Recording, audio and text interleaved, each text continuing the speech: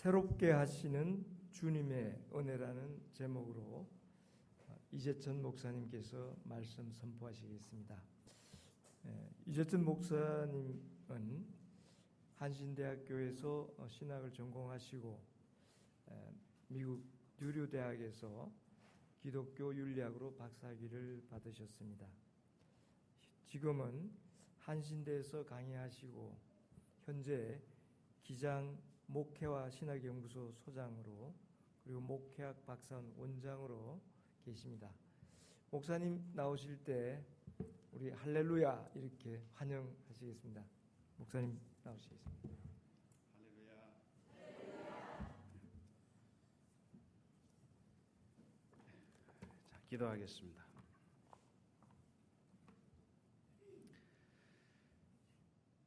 주님, 복된 날을 저희에게 주셔서 주님 전으로 달려나오게 하시니 감사합니다. 저희를 부르셨사오니 주님 말씀의 은혜로 채워 주옵소서. 오직 주님을 바라고 나왔사오니 주님과 온전한 관계 속에서 세상 염려와 근심을 내려놓고 주께서 허락하시는 가벼운 멍에로 갈아 매게 하여 주옵소서. 주의 능력에 의지하고자 하오니 새 힘 주옵소서. 예수님의 이름으로 기도하옵나이다. 아멘. 여러분 뵙게 돼서 반갑습니다. 이렇게 새 예배당에 들어와 본 거 저도 오랜만이네요. 너무 좋으네요.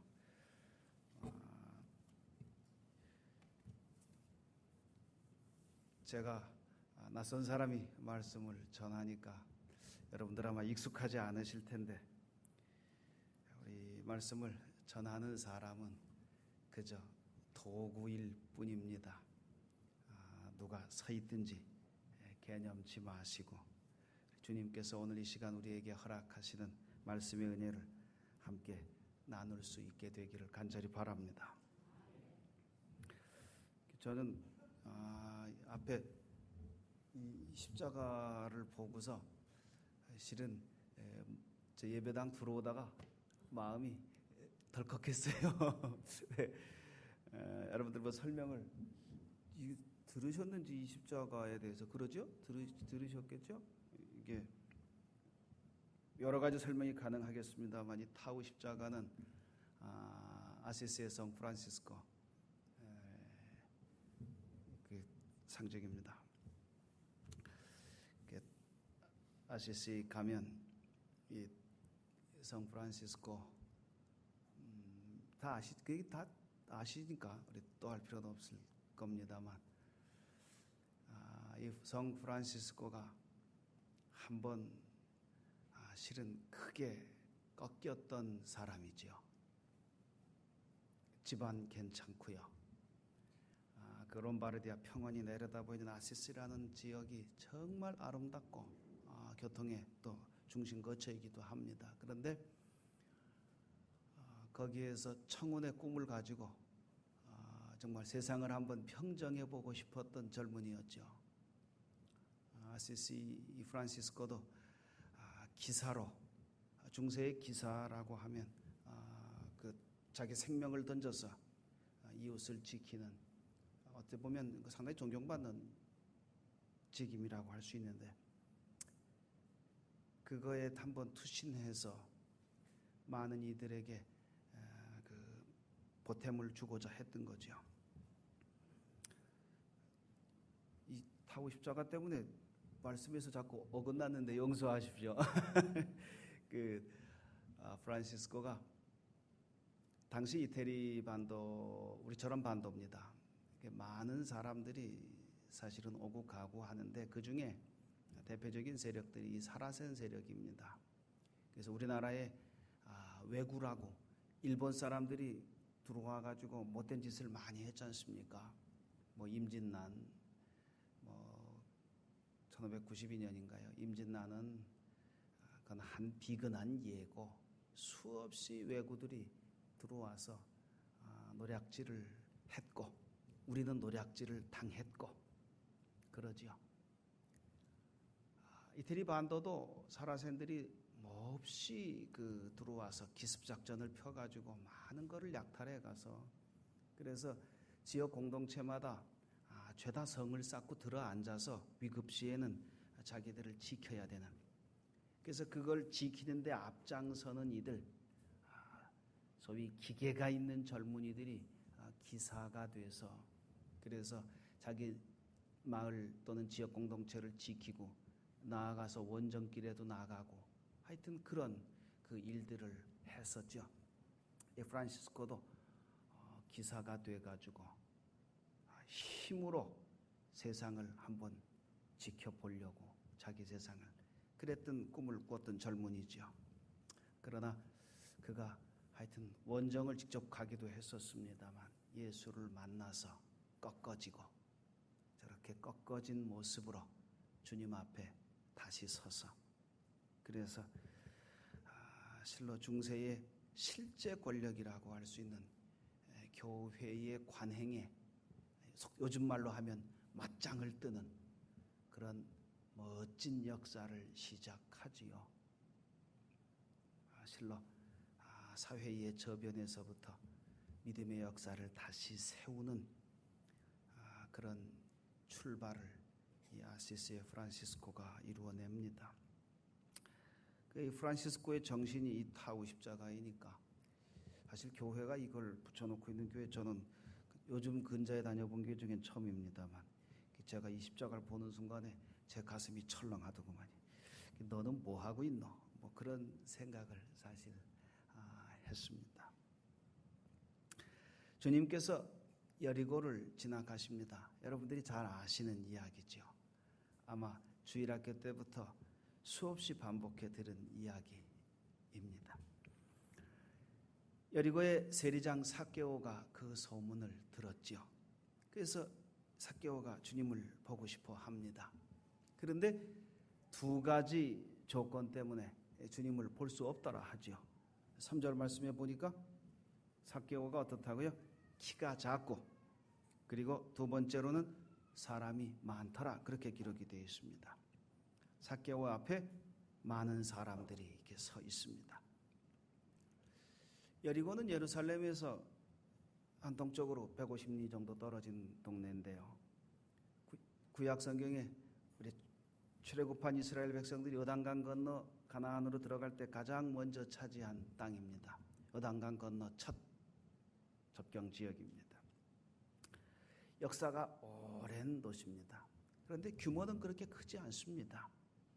서로 다 알만한 그런 마을입니다. 실은. 그렇다면 여리고 사람들 모두가 삭개오가 누군지 잘 알고 있더라 하는 겁니다. 우리 조민 교회 여러분들이 서로가 서로를 아마 이 정도 우리 공동체에서 다 알고 계신 것처럼 삭개오가 뭔 일을 하는지 그가 어떻게 생겼는지 키가 작은 것도 다 알고 있는 겁니다. 그런데 아무도 키 작은 삭개오에게 앞자리를 양보해 주지 않았더라 하는 거지요. 어쩌면 일부러 가로막고 모른 척 했는지도 모릅니다. 삭개오가 어땠길래요? 삭개오는 마을 사람들에게서 집단 따돌림을 당하고 있지요. 2절 말씀은 삭개오가 세리장이요 또한 부자라 그렇게 지목합니다. 지배 권력 로마 제국을 등에 업고 있는 세리장으로 삭개오는 많은 재물을 모았더라 하는 거지요. 그런데 아무리 가진 것이 많아도 무슨 소용이었나? 그는 이웃들에게서 따돌림을 당하고 있더라. 이웃들에게서 그 마음 속에서부터 내쳐진 존재이더라 하는 거지요. 너와 나 사이에 가슴 속에 담겨지지 못하고 내쳐진 존재로 그렇게 그는 살고 있었던 겁니다. 삭개오는 아마 인생을 다시 시작하고 싶었던 것 아닌가 합니다. 인간답게 살고 싶었겠지요. 너하고 나하고 말이지요. 사람답게 만나서 그렇게 서로 정을 주고받으며 살고 싶었겠지요. 그만 따돌림을 당하고 말이지요. 더불어 함께 사는 그것에 한번 끼어서 자기도 사람답게 살고 싶었겠지요. 그런데 어떻게 해야 하는지 그는 그 계기를 찾지 못하고 있었습니다. 그런 삭개오가 이제 무화과 나무로 기어 올라갑니다. 지금도 여리고에 가면은 큰 무화과 나무, 그 당시 삭개오가 올라갔다고 전설로 내려오는 나무가 있습니다만 대단히 큽니다. 그 사람들이 올라가서 젊은이들은 사진을 찍곤 합니다만 그 나무 위로 기어 올라가가지고 거기에서 삭개오가 예수를 만나지요. 주님이 그곳에 올라간 삭개오를 보고 만나 주셨던 거지요. 예수님을 만난 삭개오가 변합니다. 새로운 인생을 시작하게 됩니다. 이제까지 더 많이 버는 것만 생각하던 삭개오가 벌어들인 것을 나누기 시작하지요. 이것이 오늘 말씀의 이야기입니다. 우리 한 해의 절반이 지나서 참 세월 빠르지요. 어떻게 시작했나 했는데 벌써 7월, 그것도 두째 주일이네요. 이제 상반기는 지나가고 하반기가 남았습니다. 여러분들 한 해를 시작하면서 생각했던 것이 지난 상반기 동안 얼마나 이루셨는지도 모르겠습니다.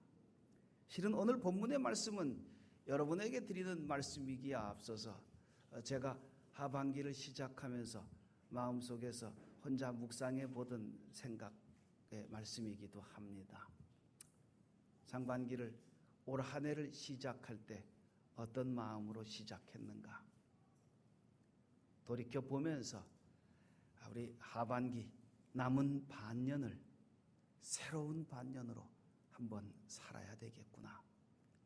그런 생각을 하게 해준 본문의 말씀이기도 합니다. 주님을 만난 삭개오처럼 여러분도 우리 하반기를 새로운 마음가짐으로 다시 시작하게 되시기 바랍니다. 우리 주민교회도 삭개오처럼 새롭게 시작할 수 있는 역사가 있기를 간절히 기원합니다. 요즘 아이들은 물건이 많다 보니까 뭐 장난감 귀한 줄 모르지 않습니까?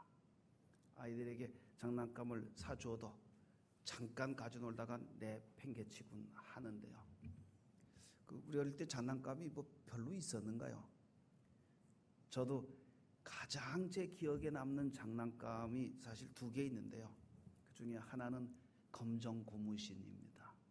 어머니가 사주신 검정 고무신 가지고 배도 만들었다가 땡크도 만들었다가 하여튼 온갖 거를 하고 놀았습니다. 그 검정 고무신이 저에게는 신고 다니는 신이 아니라 제 인생에 정말 새로운 꿈을 꾸게 해주는 아름다운 도구였던 것 같습니다.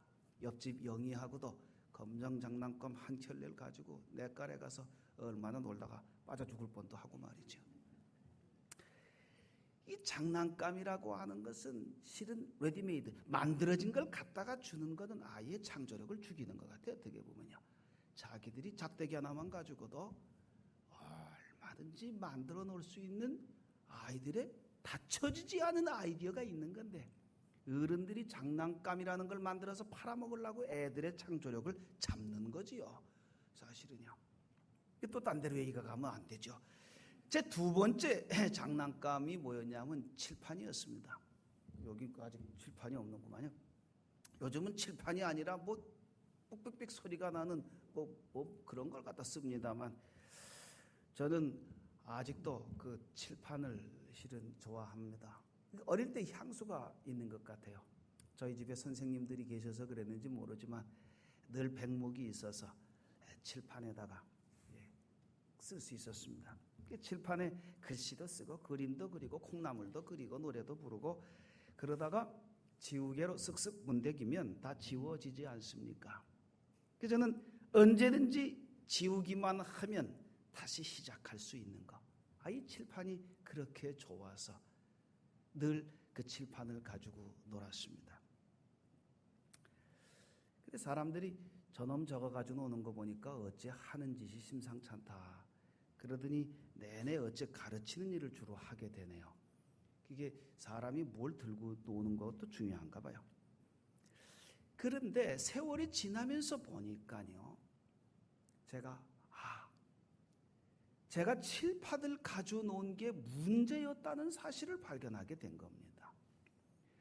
칠판은 한번 온통 다 판을 채웠다가도 싹싹 지워버리면 다시 쓸 수 있잖아요. 저는 세상이 꼭 그런 줄만 알았어요. 단순해가지고 말이죠. 이거 아니다 하면 싹 지우고 다시 시작하면 되는 줄 알았어요. 근데 인생 살다 보니까 그게 아니더구만요. 인생의 연이라고 하는 게 끊어내기가 쉬운 일이 아니더구만요. 마음먹은 대로 되는 일도 없고 또 새 마음을 한번 먹고 뭔가 해보기도 어렵고 말이죠. 세월이 가면 갈수록 어렵더구만요. 제 무의식 속에는 쓱쓱 지우면 다시 시작할 수 있어 아직도 그렇게 생각하고 있지만 제 실제 삶의 여건 속에서는 결단코 새로 시작한다는 게 그게 가능하지가 않더라고요. 저는 늘 이 갈등을 하며 실은 살고 있습니다. 여러분들은 어떠신지 모르겠네요. 장마철이면 떠올려보는 시가 있습니다. 제가 평생에 외우고 있는 시가 2-3개밖에 안 됩니다만 그 중에 그래도 조금 기억하고 있는 시 중에 하나가 한영훈 씨의 알 수 없어요입니다. 그 시 보면 지리한 장막 끝에 서풍에 몰려가는 무서운 검은 구름 터진 틈으로 그렇게 시작하죠. 근데 그 마지막에 보면 이런 대목이 나오지 않습니까? 타고 남은 재가 다시 기름이 됩니다. 그칠 줄 모르고 타는 나의 가슴은 누구의 밤을 지키는 약한 등불입니까? 저는 이 대목만 가면 숨이 답답해져요. 타고 남은 재가 다시 기름이 됩니다. 또 타고 재가 되고 다시 기름이 돼서 또 타고 끊을래야 끊을 수 없는 시에 대한 해석과는 상관없이 제 느낌이 그렇단 말입니다. 타고 남은 재가 또다시 기름이 됩니다. 꼭 제 처지를 말해주는 것만 같습니다. 돌고 돌지요. 다람쥐 쳇바퀴 들듯 하던 일을 또 하고 또 하고 저지르는 일을 또 저지르고 그렇게 타고 남은 재가 기름이 되듯 돌고 돌지 않습니까? 우리는 어쩌면 이 지독한 과거에 매여가지고 말이죠. 내일을 결단코 보지 못하고 그저 되돌이 이렇게 살고 있는 존재 아닐까요? 왜 그럴까? 이사야서 47장에 하나님께서 이사야 예언자에게 담아주신 말씀입니다. 재앙이 너희에게 임하리라. 그러나 너희는 그 근원을 알지 못할 것이고 물리칠 능력이 없을 것이라. 파멸이 너희에게 임하지만 너희가 결단코 알지 못하리라 말이죠. 우리는 미래를 알지 못합니다. 한치 앞을 내어다보지 못합니다. 내일을 알지 못하기에 우리는 지난 날을 끊어보고 새로운 시작을 할 수 있는 가능성을 갖지 못하는 것 아닐까요? 내가 내일을 안다면 당연히 우리는 타고 남은 재가 기름이 되듯 지긋지긋하게 그렇게 연에 매여 허덕이지 아니하고 그걸 벗어버리고 말이죠. 나아갈 수 있을 텐데. 예수를 맞는 삭개오가 말이죠. 나무에서 아마 뛰어내려왔겠지요. 그래서 과거를 뿌리치고 예수를 통해서 미래를 보았기 때문에 새 삶을 시작할 수 있었는 것 아니겠나. 내가 만일 내일을 알 수 있다면 말이죠. 그렇다면 나는 뭔가 한번 새로 시작해 볼 수 있을 텐데. 그렇다면 내일을 어떻게 알 수 있겠나? 내일을 아는 길이 무엇인가를 성경은 우리에게 일러주고자 하는 것이겠죠. 요한복음 3장에 보면 바리새인 니고데모가 예수를 만나러 옵니다. 니고데모는 유대인의 지도자였지요. 예수께서도 그를 가리켜서 이스라엘의 선생이라 그렇게 칭하여 부르고 있습니다. 그런데 니고데모가 예수께 와서 묻더라. 무엇을 묻냐 하면 사람이 나이가 들면 어떻게 해야 다시 날 수 있습니까? 하는 얘기죠. 여기서 사람이라 일반 명사를 쓰고 있습니다만 사실은 자기 얘기지요. 남 얘기가 아닙니다. 내가 어찌해야 다시 나겠노? 내가 어찌해야 새로 한번 인생을 시작해 볼 수 있겠노 말이죠. 나이든 니고데모가 회춘하고 싶었는지도 모르지요. 어떻게 하면 내가 새 출발을 해볼 수 있겠습니까? 니고데모는 남의 얘기를 빌어서 자기의 궁금증을, 자기의 원을 토로해 봅니다. 근데 요한복음 3장 2절에 보니까 니고데모가 밤중에 찾아왔더라 하지요. 사람들의 눈을 피해서 몰래 와갖고 그래서 심중에 감추어 두었던 풀 수 없는 숙제를 예수에게 내놓지요. 예수여, 내가 어찌해야 새로 시작하겠습니까? 여러분, 오늘 우리는 주 앞에 나와 있습니다. 다우 십자가 앞에서 해야 될 일이 무엇이겠습니까? 우리 예수를 만나러 밤중에 왔던 니고데모처럼, 아니 나무 위에 수치를 무릅쓰고 기어 올라갔던 삭개오처럼 말이지요. 한번 내 마음속에 담겨져 있는 진실된 속마음을 한번 토로해 보십시다 하는 말씀입니다. 내 마음속에 담겨져 있는 컬컬한 게 뭡니까 도대체? 예수님을 만난 이들은 공통된 특징을 가지고 있습니다. 그 공통된 특징을 고린도후서 4장에서 사도 바울이 한마디로 일갈합니다. 주 예수를 살리시니가 예수와 함께 우리도 다시 살리시리라. 그래서 일하게 하신다 하는 겁니다. 바울은 예수를 만나서 뒤집어진 자기 인생을 그렇게 설명하고 있는 겁니다. 예수를 다시 살리니가 나도 살려서 새 일을 하게 하신다. 그러므로 나는 날마다 거듭나노라. 사도 바울의 고백입니다. 예수를 만난 이들의 이 삶의 비결 속에서 우리는 성경이 우리에게 일러주고 있는 바 내일을 향한 새로운 출발을 가능하게 하는 깨달음을 발견하게 되는 겁니다. 네덜란드에 가면 네덜란드에 잘하는 큰 도시가 암스테르담이죠. 암스테르담에서 한 1시간 정도 남쪽으로 북해를 따라서 내려가면 로테르담이라는 도시가 나옵니다. 이 로테르담에 가면 그 바닷가에 데르프쉐이븐이라고 하는 동네에 필그림 파더즈 초르치라고 필그림들의 교회라는 그 교회당이 있습니다. 그 네덜란드 가가지고 필그림 교회라. 이게 필그림 하면 흔히 미국으로 건너가서 뭐 우리 추수감사절을 기원을 만들었던 뭐 청교도들 그들을 부르는 말이 필그림인데 이 청교도 필그림들의 교회가 네덜란드에 가 있거든요. 그 많은 사람들이 도대체 여기 필그림 교회가 왜 있나? 제가 모시고 간 여러분들도 이게 여기 왜 있어요? 그러더라고요. 그 사연이 있는 얘기입니다. 이 청교도라고 하는 필그림이라고 일컬어지는 순례자라 불리던 청교도들이 사실 시작한 동네가 런던에서 한 100km쯤 위로 올라가면 있는 스크루비라고 하는 동네입니다. 이 동네에서 청교도들이라고 일컬어지던 이들이 아주 잘 살던 사람들입니다. 풍족한 농사를 짓고 살던 이들인데 신앙의 자기들 나름대로의 신앙의 온전함을 지키려고 몸부림치던 이들이죠.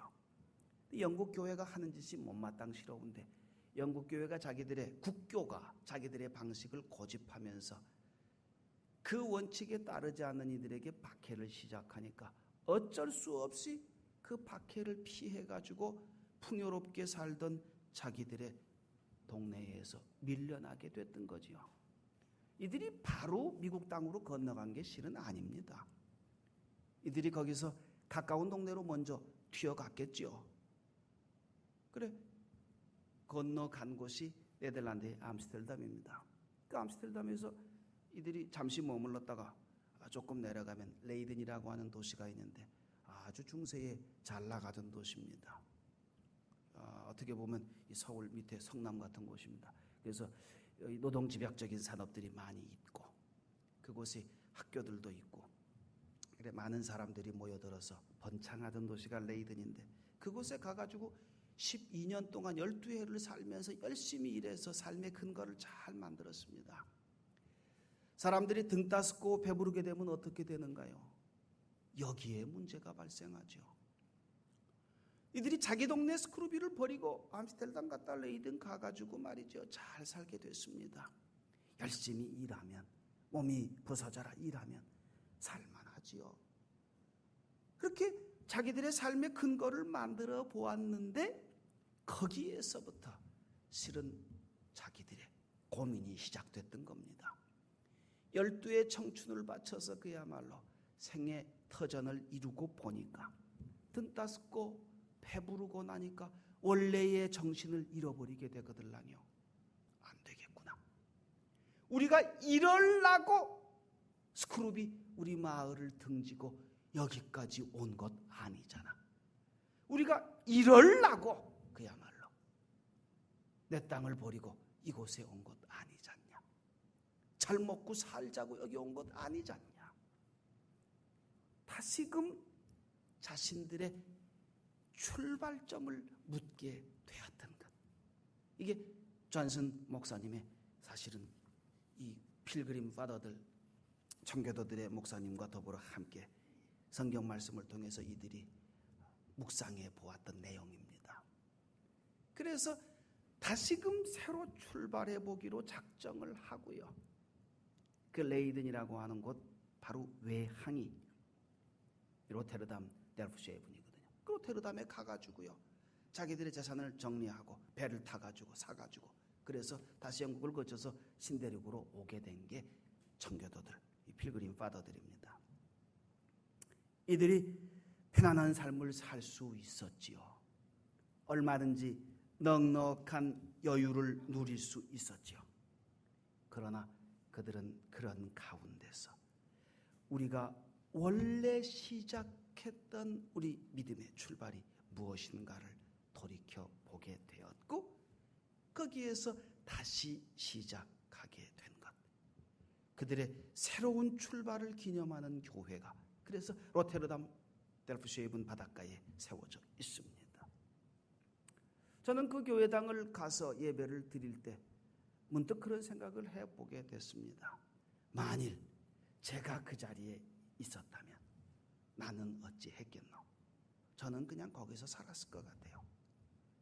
그 경치 좋고 여건 좋은 델프쉐이븐에서 그냥 살았을 것 같아요. 그런데 이 필그림들은 말이죠. 거기서 또다시 새로운 출발을 시작하더라. 그래서 새로운 역사를 일으켜 놓았지요. 우리 믿음의 역사를 말입니다. 암스테르담이나 레이든이나 로테르담이나 이 세 도시에 가면 필그림 관련 교회들이 지금도 있어서 지금도 예배를 드리면서 새롭게 출발하고자 했던 그들의 아픈 결단을 우리에게 일러주고 있습니다. 여러분, 새로운 출발은 예수를 만난 이들의 어찌 보면 운명과 똑같은 겁니다. 하나님께서 우리에게 능력으로 허락해 주시는 우리 삶의 어찌 보면 원래된 모습이 새로운 출발입니다. 그런데 이 새로운 출발은 실은 나 혼자 시작하는 게 아닙니다. 여기에 오늘 삭개오가 일러주고 있는 말씀에 실은 교훈이 있다 싶습니다. 일반적으로 많은 신앙인들은 나 혼자 회개하고 용서받으면 된다고 생각하기 마련이지요. 우리 영화 밀양을 다 보셨겠죠. 이정준 씨의 소설 우리 밀양을 보면 다 아는 내용 아닙니까? 그가 왜 그 소설을 썼는가 하는 것도 짐작하시고요. 그 소설 영화의 스토리대로만 하자면 아들 살인범이 감옥에 들어가서 혼자 예수 믿고 용서받았다고 하는 것을 보고 말이죠. 그를 용서해 주러 찾아갔던 아이의 어미가 그만 제정신을 놓게 되는 것이 그 줄거리 아닙니까? 너야 어떻든 말이죠. 나만 회개하고 구원받았으면 된다. 마음의 평화를 얻었노라. 그것이 새롭게 시작해서 회개해서 얻게 되는 걸까? 오늘 8절 말씀에 보니까 삭개오가 주님께 말합니다. 주여, 내 소유의 절반을 이웃에게 나누어 주고 남에게 뺏은 것은 4배로 갚겠습니다. 그때 주님께서 삭개오에게 하신 말씀이 9절에 오늘 구원이 이 집에 이르렀구나 하시죠. 삭개오는 자기가 한 일이 무엇인가를 알았던 거지요.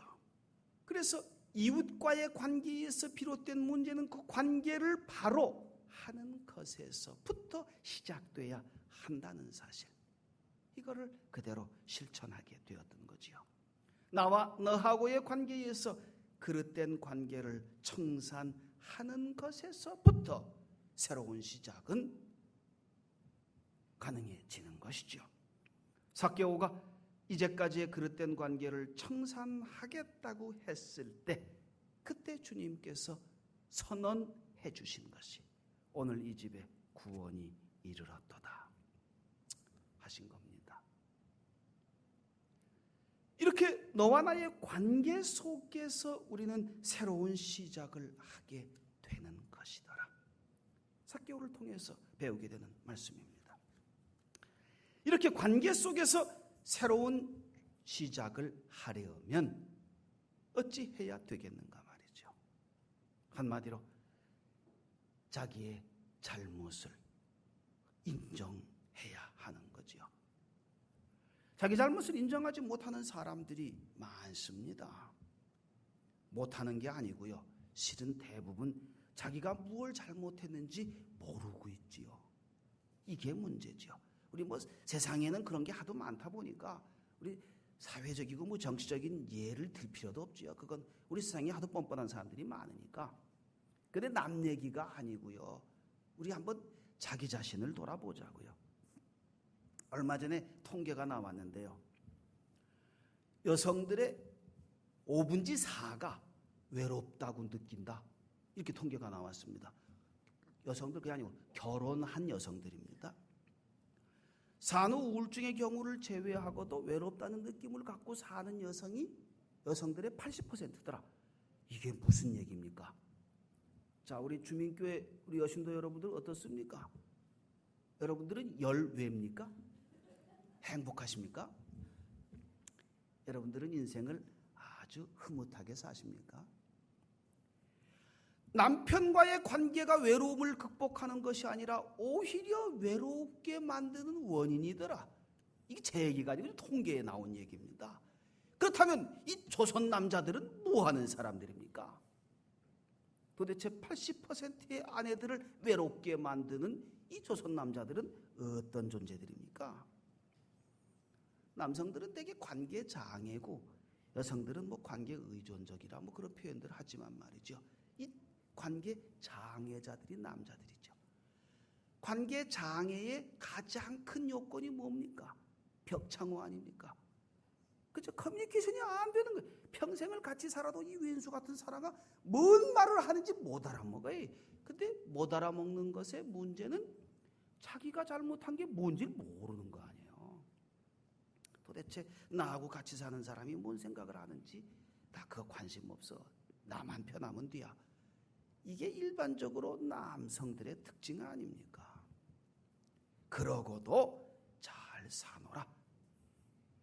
자기가 뭘 잘못했는지를 모르기 때문에 그래서 자기 잘못을 인정하지 못한다. 이렇게 생각해주면 아주 양호한 겁니다. 그래도 가능성이 있으니까요. 알면서도 인정하지 못하는 뻔뻔한 것들은 아니잖아요. 그래도 우리 주민교회 남성들은 알지 못해서 못한다고 인정해 주십시다. 그러지요? 그래도 아멘 하시는 소리가 나오는 거 보니까 감사하네요. 자, 내가 무엇을 잘못했는지 모르기에 여기에서 우리는 오늘 본문 말씀 누가복음 19장을 다시 보게 되는 거지요. 삭개오가 말합니다. 남의 것을 뺏은 일이 있으면 내 갑절로 갚겠습니다 하는 거지요. 그 이야기 우리 출애굽기 22장에 배상법이 나오는데 이 배상법을 가지고 본문을 해석하기도 하지요. 삭개오가 율법이 정한 대로 그거를 배상했다고 할 수도 있지요. 근데 사무엘하 12장에 사실은 이 본문을 해석할 수 있는 아주 다윗과 예언자 나단의 이야기가 실은 나옵니다. 시간 관계상 그거는 생략하고요. 우리 출애굽기만 가지고 생각을 해보십시다. 출애굽기 배상법에 다양한 배상 방식이 나오는데 고의가 아닌 경우에는 남의 걸 축을 내면 그대로 갚으면 됩니다. 과실이 있는 경우엔 갑절로 갚으면 됩니다. 그런데 내가 직접 남의 것을 도둑질한 경우에는 소년 5배, 양은 4배로 갚게 되어 있습니다. 즉 남의 재산을 고의로 빼들었을 경우에 도둑질한 경우에 4배로 갚는다. 이게 율법이 정한 것이다 하는 얘기죠. 4배가 중요한 게 아니고요.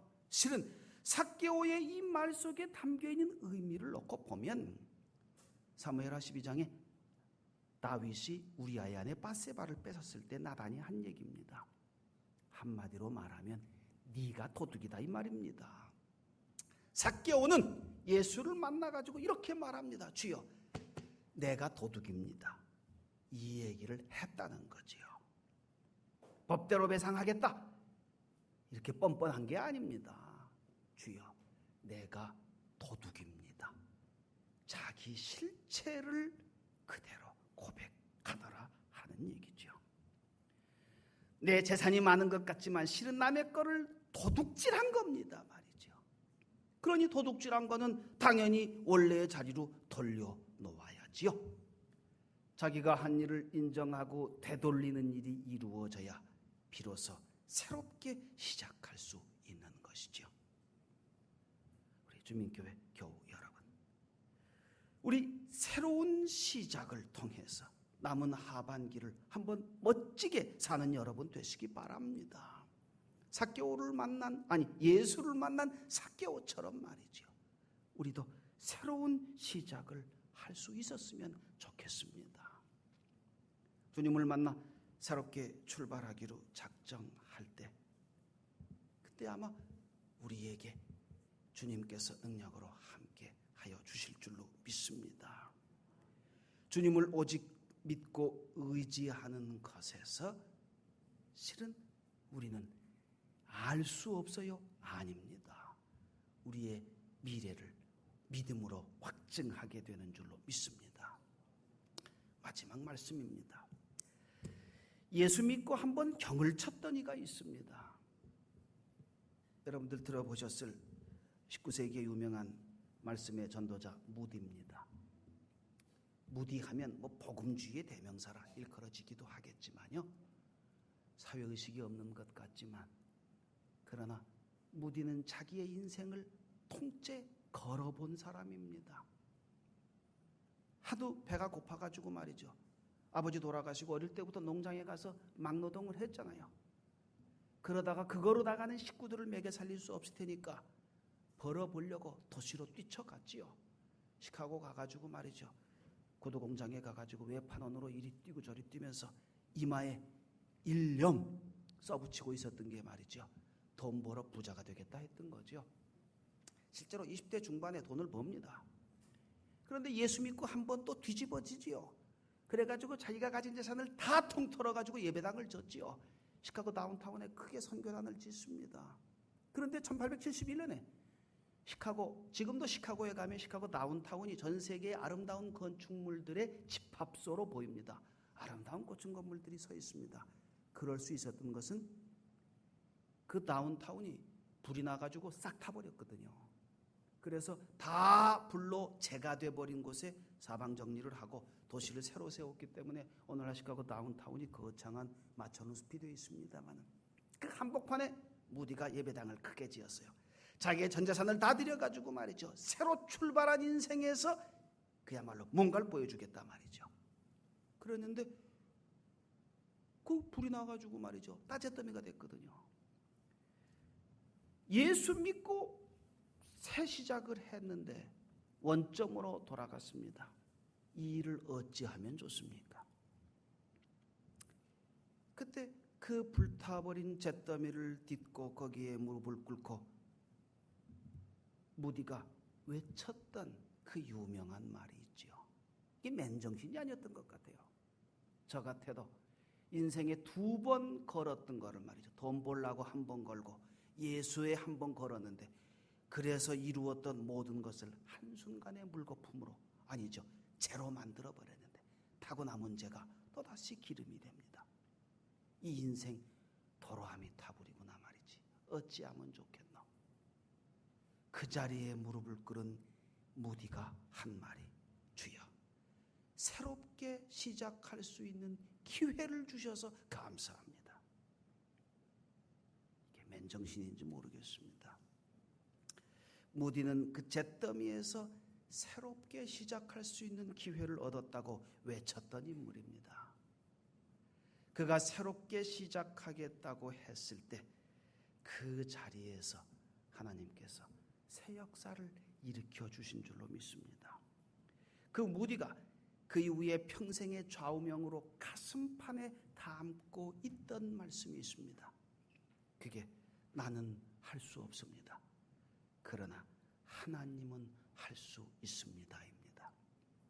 여러분, 우리 예수를 믿을 때 저도 신학을 많이 공부해 본다고 했습니다만 글쎄요, 모르겠습니다.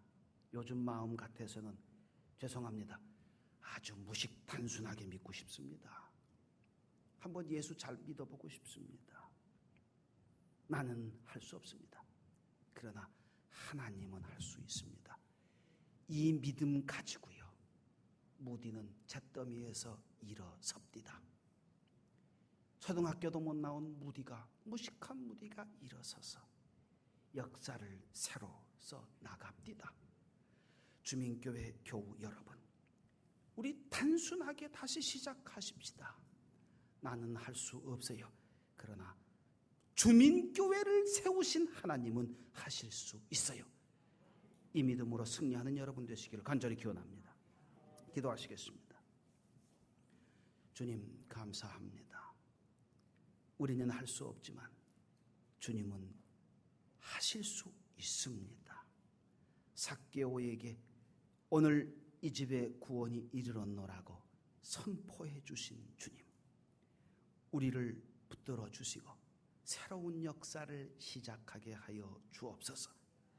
새 힘 모아서 주의 몸된 제단을 일으켜 세우고 이곳에 우리를 불러 모으신 주님의 뜻을 이루어 갈 수 있게 하옵소서. 예수님의 이름으로 기도하옵나이다.